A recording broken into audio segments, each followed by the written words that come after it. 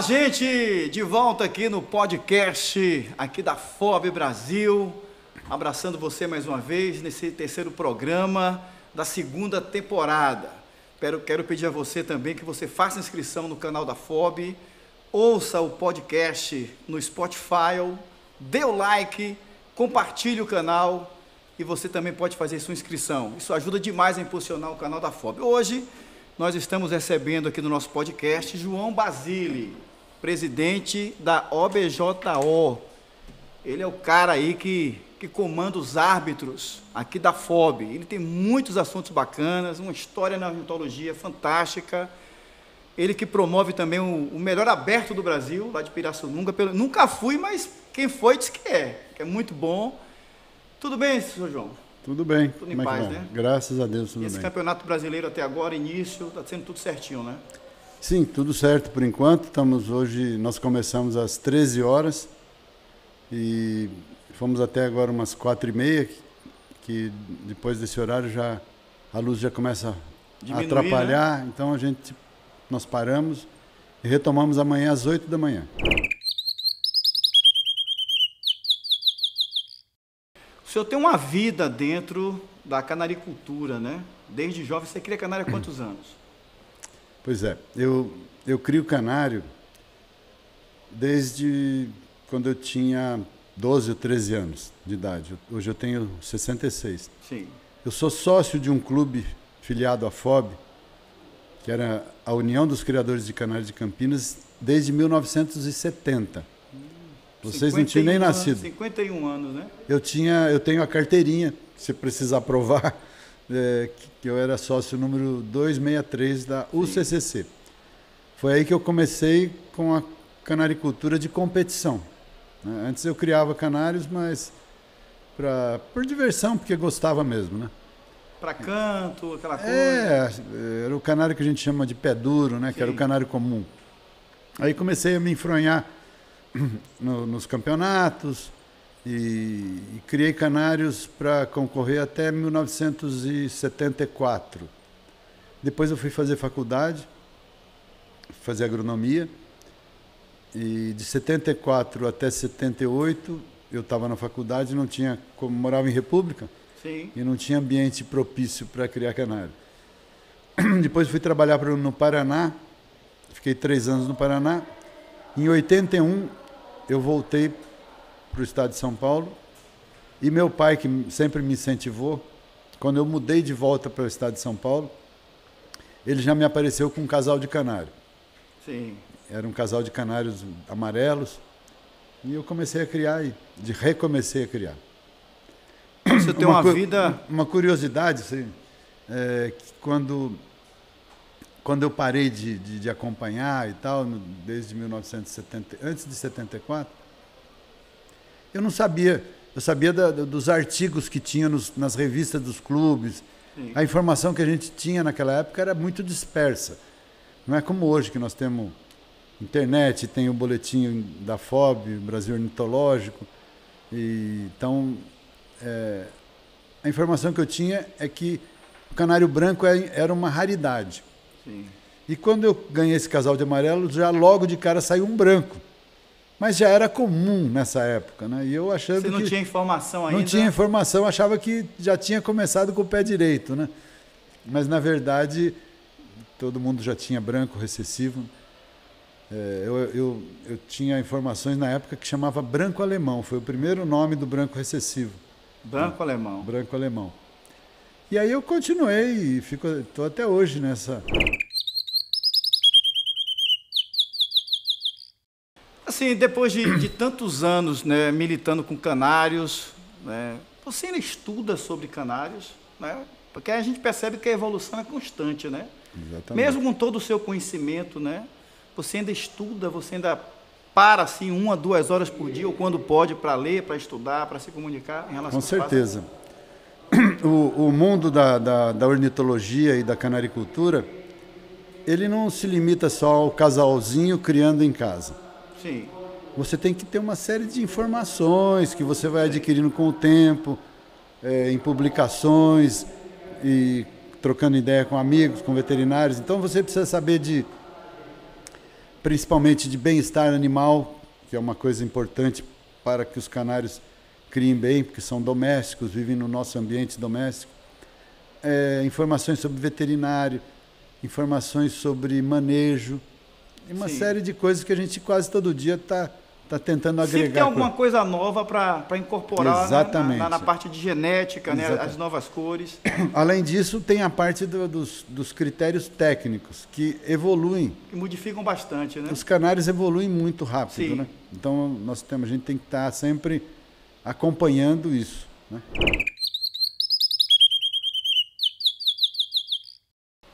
Ultimamente, a evolução dos mognos tem sido muito rápida, né? Já tem aí os canários Ágata Mogno também, que está evoluindo. Exato. Né? O mogno é uma mutação brasileira reconhecida pela OMJ, que é a Ordem Mundial de Juízes. Sim. Nós já tínhamos uma outra mutação, que era o urucum, também brasileira. E hoje no mundo inteiro se julga, dentro das cores oficiais, tanto urucum como mogno. Sei.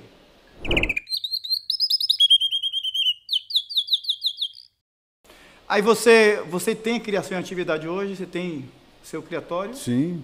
Quantas fêmeas você faz por ano para... Então, eu fazia 200 casais, né? E agora resolvi diminuir um pouco, faço 185. Tem tratador, claro, né? Tem tratador, uma pessoa, 2 pessoas que cuidam para mim da parte de alimentação e limpeza. A parte técnica é sua, lógico, né? Claro. Sim. E você, carro-chefe da sua criação, qual a cor que você tem? Quando a gente começa a criar canário, a gente se encanta com todas as cores.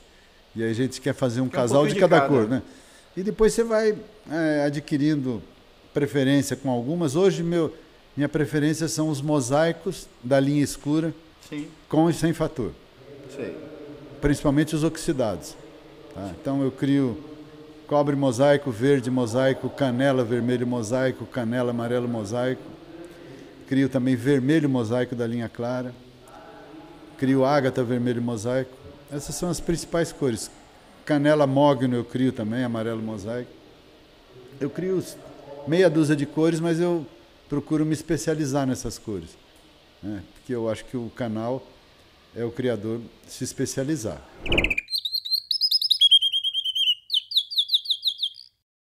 Com o surgimento assim das novas mutações, né? Porque você acabou de me falar que os canários evoluem constantemente, né? Já tem um canário de porte agora reconhecido que é o pífaro, né? Surgiu aí no Paraná. Como é que um criador, por exemplo, surge um canário diferente no meu canario, aí eu vou fixar aquela cor, para ser reconhecida por vocês, qual é o processo? Quanto tempo leva para chegar um canário ser reconhecido e homologado? Bom, em primeiro lugar, cores diferentes, como você falou, sim, sempre estão aparecendo. Sim. Elas podem surgir por mutação ou pode surgir por seleção. Sim. Isso não importa. Para uma cor ser reconhecida, primeiro ela tem que ter uma identidade própria. Identidade própria significa que ela tem que ser diferente de tudo que já existe. Das outras. Exatamente. Segunda coisa, ela tem que ter uma herança genética definida. Terceiro, ele tem que produzir descendentes. Não adianta nada você aparecer um canário negro inteiro e ele não deixar descendentes. Depois de tudo isso, ter uma herança definida significa que você saber que você cruzar A com B vai dar C, sempre. Sim, sim. Tá? Depois que você tem isso, você tem que ter um volume mínimo de exemplares para que seja proposta um reconhecimento de cor. Bom, se você tem lá uma cor nova, que deixa descendentes, que tem uma herança genética definida, e que você tem um número de exemplares, ou alguns criadores já se dedicando a isso, aí você faz um pedido junto à FOB ou BJO para o reconhecimento da cor. Sim. E aí, se você tem... se você dá sequência a isso, você tem que apresentar essa nova cor pelo menos por 3 anos seguidos, num campeonato brasileiro. Tem que trazer 3 anos seguidos o... Isso. E ela tem que ser avaliada pelo corpo de juízes. Tem pontuação mínima para essa avaliação? Tem. Na Europa existe uma pontuação mínima. No nosso caso, existe um enquadramento no padrão, né, que a gente considera. Se estiver enquadrado no padrão que foi divulgado, que foi publicado já, porque isso precisa também ser publicado. Sim. Para o conhecimento dos criadores e dos juízes. Então aí você faz essa avaliação e depois de 3 anos ela pode, por exemplo, ser reprovada no segundo ano ou no primeiro ano. Sei. Não importa, né? Tem casos... Nesse campeonato agora, 2022, tem alguma nova cor sendo avaliada aqui no campeonato? Tem algo sendo apresentado? Tem sim. Tem? Dos canários de cor nós temos o que a gente chamou de mulato, que é uma cor diferente, que já está agora no 3º ano. E no canário de porte, o Carlito pode me ajudar. O pífaro já está reconhecido, né? E qual é o outro? O frisado brasileiro? Vai começar? Frisado brasileiro, brasileirinho e lisado canela. Tá. E um continental. 4 novas cores de porte, né? Isso. Então não para nunca, sempre está tendo algo... Tá. Eu ouvi falar aqui também que tem o Isabel Onyx também, que vai ser observado. Tem também?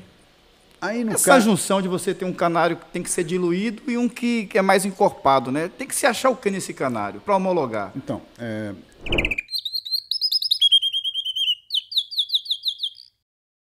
eu vou te dizer como é que funcionam as coisas. Nós temos 4 cores básicas de canário, que é o negro, sim, que no caso é o cobre, o verde e o azul. Tem o canela, tem o ágata e tem o Isabel. O Isabel é o mais diluído, o isabelino. Tá? Então, por exemplo, surgiu uma mutação mogno, né? Você tem o negro mogno, que é o cobre mogno ou verde mogno. Você tem o canela mogno, que foram as 2 cores que já foram homologadas já logo melhores de cara. Fixadas. Depois houve uma proposta para estender essa mutação mogno para os ágatas. Sim. Então, foi apresentado, foi aprovado. Aí, nesse caso, não é uma nova cor. É uma mutação que já foi aprovada, que é uma nova cor, que é o mogno, que você está passando ele para outra classe, que seriam os ágatas. Sim. Bom, no caso do Isabel mogno, isso não foi aprovado, porque não se conseguiu ainda uma identidade de cor. Nos isabelinos, como eles são mais diluídos, têm menos melanina, geralmente é a última fase das homologações. E tem cores que não se homologam isabelino. Sei. Tá? Então, existe um pedido para homologar o isabelino Onyx, né? Mas nós vamos ainda avaliar isso, eu não sei como vai ser. É o que eu te disse, ele precisa ter identidade. Né? Porque assim, o Isabel ele é extremamente diluído, né? Tem que diluir. Aí você vem com a mutação Onyx, que é uma mutação que encorpa o pássaro, né? Escurece o pássaro, né? Carrega mais o pássaro, né? Aí tem que fazer o que acontece é o seguinte, o que sobrepõe... O equilíbrio. Aí o problema é achar o equilíbrio. O ágata também é o mesmo caso. Sim. O ágata, teoricamente, é um canário diluído, né? E nós tivemos também Onyx, ágata Onyx. Aí o que acontece? Ele tem que ter as características de Onyx, sem perder as características de ágata. Né? O Isabel Onyx vai ter que fazer a mesma coisa. E aí nós vamos ver como vai ser. Tá? Esse é o grande desafio, né? O desafio é esse, porque ele precisa ter uma identidade. Né? Tem algumas mutações de isabelino que foram passadas para o isabelino que não se fixaram por falta de identidade. Né? Sim. Perfeito. Uma aula aí fantástica. Aí. Que é isso. Sensacional. Bem, aí voltando à sua história na canaricultura, a gente saindo um pouco da parte técnica de genética, você é juiz há quanto tempo? Eu sou juiz da UBJO desde 88. Pronto, 88. E você faz só da UBJO ou faz da CON também? Sim, depois em 92 eu passei para juiz OMJ, que é da CON. Que é mundial. Mundial, e aqui como presidente da UBJO? Putz, isso faz tempo já. Já faz tempo. Eu acho que, se não me engano, já estou na quarta gestão. É isso? Quarta gestão? O Bira que eu estava chamando para vir comigo aqui. Na quarta gestão. Desde quando? São 3 anos. Já estou longevo demais. Agora tá Mas na hora... está com gás ainda, tá? Não, mas está na hora das crianças assumirem. Vamos lá, então vamos falar das crianças. É. Né? Vamos falar das crianças. Por exemplo, eu quero ser juiz ornitológico. Certo. O que é que eu preciso para ser juiz? Qual é o caminho que eu tenho que seguir até ser um juiz aluno? O que é que eu preciso fazer? Bom, primeiro você tem que se interessar muito, acompanhar campeonatos, Sim. acompanhar criadores, acompanhar julgamentos, né? E quando você sentir que está razoavelmente preparado, você pede para fazer uma inscrição. Quem faz a inscrição para o concurso de juízes é o clube ao qual ele é filiado. Ele tem que ter no mínimo 3 anos de filiação. É 3 anos, Carlito? 3 anos, né?